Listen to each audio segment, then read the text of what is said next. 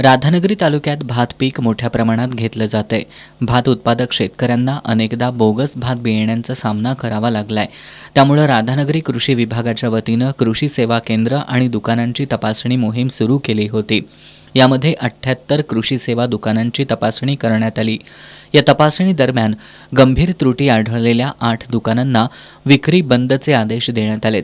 परवाने निलंबनासाठी 5 दुकानांचे प्रस्ताव वरिष्ठ कार्यालयांकडे दाखल करण्यात आलेत.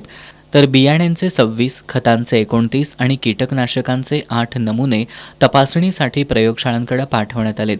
बियाणं, खतं, कीटकनाशकांबाबत बोगसगिरी आढळली तर शेतकऱ्यांनी कृषी विभागाशी तातडीनं संपर्क साधावा, असं आवाहन गुण नियंत्रण अधिकारी प्रतिभा पाटील यांनी केलंय.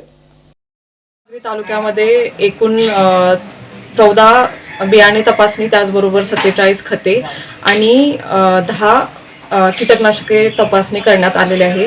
त्यामध्ये आढळून आलेल्या त्रुटीच्या अनुषंगाने 5 प्रस्ताव परवाना निलंबनासाठी पाठवण्यात आलेले आहेत. त्याचबरोबर 8 विक्रीबंद आदेश देण्यात आलेले आहेत. आणि इथून पुढे सर्व शेतकऱ्यांना माझी विनंती असेल की ज्यावेळेला आपण खरेदी करत असतो कृषी सेवा केंद्रांकडून बियाणे असतील, कीटकनाशके असतील किंवा खते असतील, तर त्याची पावती बिले, त्याचबरोबर कीटकनाशकांमध्ये त्याचा QR कोड आहे की नाही, आणि जे खते आपण खरेदी करत असतो त्यामध्ये ती जी सबसिडाइज खते असतात ती पॉस मशीनवरती आपला आधार नोंदणी करूनच घ्यावी.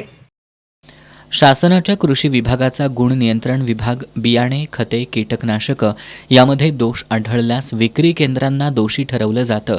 परंतु उत्पादक कंपन्यांवर कोणतीच कारवाई होत नसल्यानं चोर सोडून संन्याशाला फाशी देण्याचा प्रकार सुरू आहे, अशी चर्चा कृषी निविष्ठा विक्रेत्यांमधून सुरू आहे.